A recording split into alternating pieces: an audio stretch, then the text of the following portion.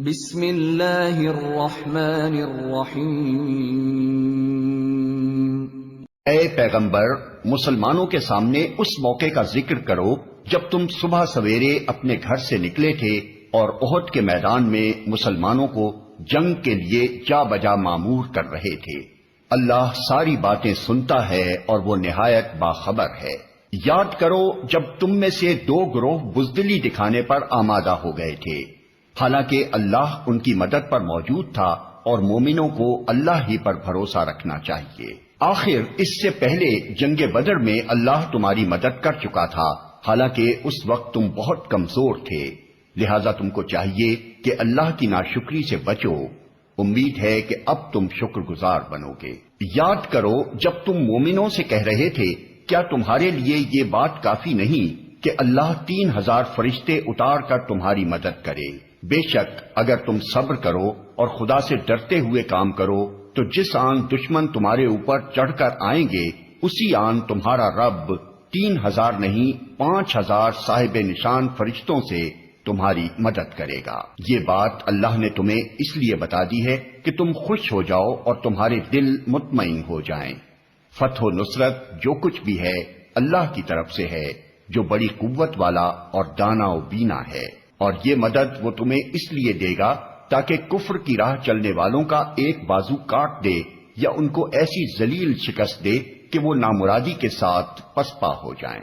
اے پیغمبر، فیصلے کے اختیارات میں تمہارا کوئی حصہ نہیں، اللہ کو اختیار ہے، چاہے انہیں معاف کرے چاہے سزا دے، کیونکہ وہ ظالم ہیں۔ زمین اور آسمانوں میں جو کچھ ہے اس کا مالک اللہ ہے، جس کو چاہے بخش دے اور جس کو چاہے عذاب دے، وہ معاف کرنے والا اور رحیم ہے۔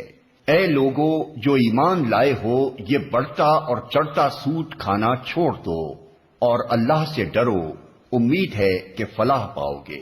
اس آگ سے بچو جو کافروں کے لیے مہیا کی گئی ہے، اور اللہ اور رسول کا حکم مان لو، توقع ہے کہ تم پر رحم کیا جائے گا۔ دوڑ کر چلو اس راہ پر جو تمہارے رب کی بخشش اور اس جنت کی طرف جاتی ہے جس کی وسعت زمین اور آسمانوں جیسی ہے، اور وہ ان خدا ترس لوگوں کے لیے مہیا کی گئی ہے جو ہر حال میں اپنے مال خرچ کرتے ہیں، خواہ بدحال ہوں یا خوشحال، جو غصے کو پی جاتے ہیں اور دوسروں کے قصور معاف کر دیتے ہیں۔ ایسے نیک لوگ اللہ کو بہت پسند ہیں، اور جن کا حال یہ ہے کہ اگر کبھی کوئی فحش کام ان سے سرزد ہو جاتا ہے یا کسی گناہ کا ارتکاب کر کے وہ اپنے اوپر ظلم کر بیٹھتے ہیں تو اللہ انہیں یاد آ جاتا ہے اور اس سے وہ اپنے قصوروں کی معافی چاہتے ہیں، کیونکہ اللہ کے سوا اور کون ہے جو گناہ معاف کر سکتا ہو، اور وہ دیدہ و دانستہ اپنے کیے پر اصرار نہیں کرتے۔ ایسے لوگوں کی جزا ان کے رب کے پاس یہ ہے کہ وہ ان کو معاف کر دے گا اور ایسے باغوں میں انہیں داخل کرے گا جن کے نیچے نہریں بہتی ہوں گی، اور وہاں وہ ہمیشہ رہیں گے۔ کیسا اچھا بدلہ ہے نیک عمل کرنے والوں کے لیے۔ تم سے پہلے بہت سے دور گزر چکے ہیں، زمین میں چل پھر کر دیکھ لو کہ ان لوگوں کا کیا انجام ہوا جنہوں نے اللہ کے احکام و ہدایات کو جھٹلایا۔ یہ لوگوں کے لیے ایک صاف اور صریح تنبیہ ہے، اور جو اللہ سے ڈرتے ہوں ان کے لیے ہدایت اور نصیحت۔ دل شکستہ نہ ہو، غم نہ کرو، تم ہی غالب رہو گے اگر تم مومن ہو۔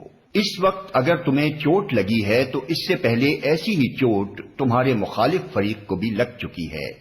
یہ تو زمانے کے نشیب و فراز ہیں جنہیں ہم لوگوں کے درمیان گردش دیتے رہتے ہیں۔ تم پر یہ وقت اس لیے لایا گیا کہ اللہ دیکھنا چاہتا تھا کہ تم میں سچے مومن کون ہیں، اور ان لوگوں کو چھانٹ لینا چاہتا تھا جو واقعی راستی کے گواہ ہوں، کیونکہ ظالم لوگ اللہ کو پسند نہیں ہیں، اور وہ اس آزمائش کے ذریعے سے مومنوں کو الگ چھانٹ کر کافروں کی سرکوبی کرنا چاہتا تھا۔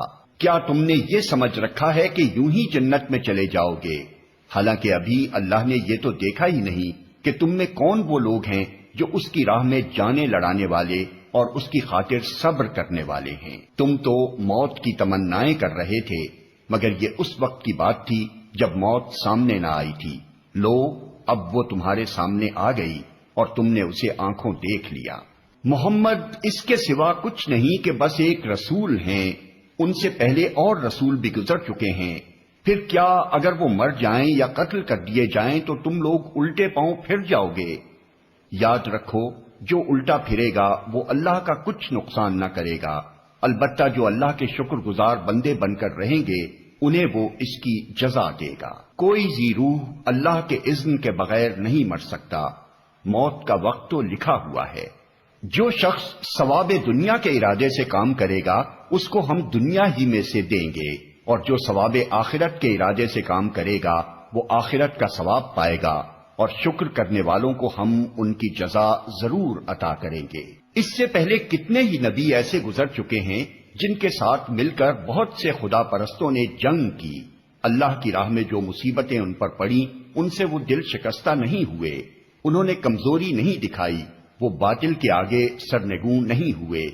ایسے ہی صابروں کو اللہ پسند کرتا ہے۔ ان کی دعا بس یہ تھی کہ اے ہمارے رب، ہماری غلطیوں اور کوتاہیوں سے درگزر فرما، ہمارے کام میں تیرے حدود سے جو کچھ تجاوز ہو گیا ہو اسے معاف کر دے، ہمارے قدم جما دے اور کافروں کے مقابلے میں ہماری مدد کر۔ آخر کار اللہ نے ان کو دنیا کا ثواب بھی دیا اور اس سے بہتر ثواب آخرت بھی عطا کیا۔ اللہ کو ایسے ہی نیک عمل لوگ پسند ہیں۔